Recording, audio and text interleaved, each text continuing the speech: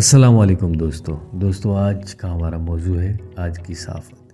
دوستو یہ جان کر آپ لوگوں کو حیرت ہوگی کہ آج کل باقاعدہ صحافت کی تعلیم حاصل کرنے والے کو متعلقہ اخبار یا نجی الیکٹرانک چینلز تنخواہیں وقت پر دینا مناسب نہیں سمجھتے،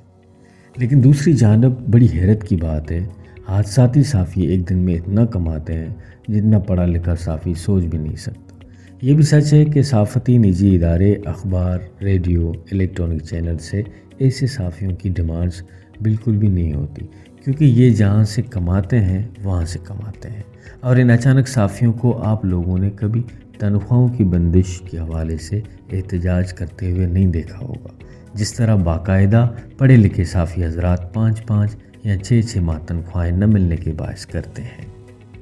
دوستو ہمارے ہاں اچانک صحافیوں کی منظم کمائی کا طریقہ جہاں تک مجھے پتہ ہے اور دیکھا ہے، یعنی واٹس ایپ پر عام خبر 100 روپے، فوٹو کے ساتھ 500، جبکہ اخبار میں خبر 500 یا اس سے زائد ہے۔ نیز تعزیت، شادی کی تقریب، ایونٹ، سیاسی جلسے، سیاسی ملاقات وغیرہ کی قیمتیں بھی مختلف ہیں جو ہزاروں میں ہوتی ہیں، جبکہ بلیک میلنگ کے چارجز کا تعال بتایا نہیں جا سکتا، کیونکہ یہ معاملات اداروں کے بند کمرے، پولیس چوکیوں، سیاسی درباروں میں طے ہوتے ہیں، اور طے ہونے کے بعد اچھے DSLR کیمرے، موبائلز، گاڑی یا پلاٹ کی شکل اختیار کرتے ہیں۔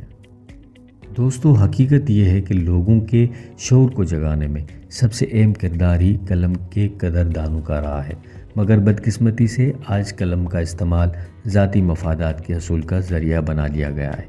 قلم کی حرمت کو داغدار کرنے کے ساتھ ساتھ معاشرے میں بگاڑ کی اہم وجہ بھی ایسے ہی قلم کار یعنی اچانک صحافی ہیں، جو اپنے ضمیروں کا سودا کرتے ہیں اور خود کو نفع دینے کے عوض چوروں، ڈاکوں، لٹیروں اور بدکار سیاستدانوں کو مسیح بنا کر پیش کرتے ہیں۔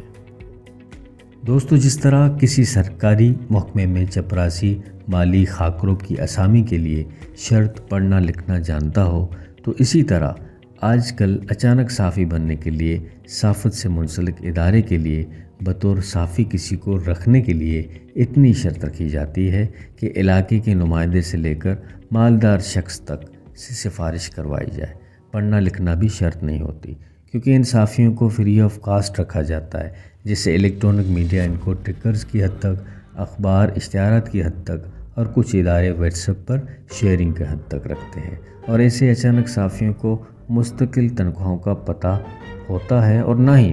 ضرورت پڑتی ہے، کیونکہ ان کا کام تو چینل کا لوگو اور اخبار کی آئیڈینٹی کارڈ سے شروع ہوتا ہے، پھر وہ جس طرح چاہیں کما سکتے ہیں۔ دوستو مزید اس موضوع پر گفتگو جاری رکھنا ممکن ہے میرے لیے فائدہ مند نہ ہو۔ تمام سننے والوں سے گزارش ہے کہ میرے YouTube چینل کو سبسکرائب کریں، ویڈیو کو لائک کریں، بیل آئیکن کو دبانا نہ بھولیں۔ ملتے ہیں نئے موضوع کے ساتھ اگلے ولاگ میں، تب تک کے لیے اللہ حافظ۔